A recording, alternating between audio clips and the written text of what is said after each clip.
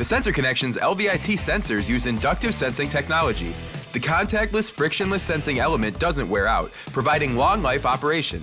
These sensors are more resistant to high shock and vibration than potentiometer-based travel sensors, and they're environmentally sealed against water and dust, making them ideal for use in any weather conditions. In this video, we're working with Joe Borschke from Stenod LLC to demonstrate some best practices and tips for installing these LVIT sensors.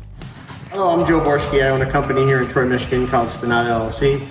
We specialize in GM automotive performance, race car specialties, race car integration, and parts installation.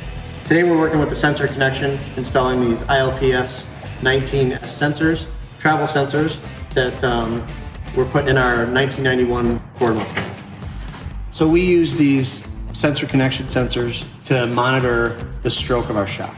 We want to know how it's acting down track. We want to know 0.2 seconds, how fast it's extending. We want to know down track at 2 seconds, another measurement.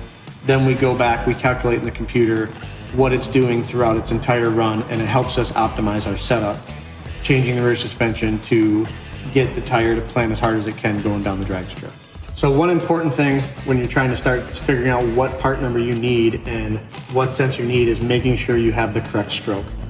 On our application here, we're running a 7-inch stroke shock, so we chose to go with an 8-inch stroke sensor to make sure that we don't have any bottoming out issues, that the sensor can read our entire travel, and that we can best accurately control what we're doing. Installation of the sensor, what we try to do here is I try to make sure that these are in the same plane and moving in the same orientation as the shock.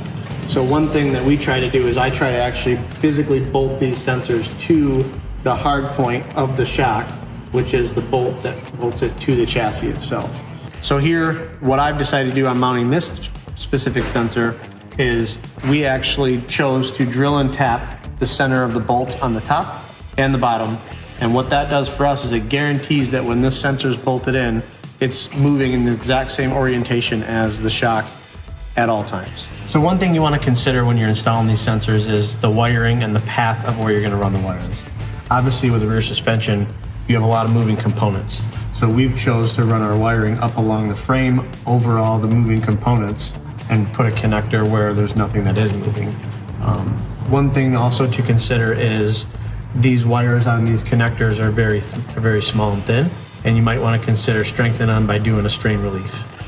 Thanks for watching. If you enjoyed this video, please subscribe and click the bell to turn on notifications. To get in touch with Joe at Stenod, email stenod@gmail.com. or visit our website, thesensorconnection.com, for more information about our LVIT sensors. The Sensor Connection, performance and reliability is our business. Thanks for being on our team.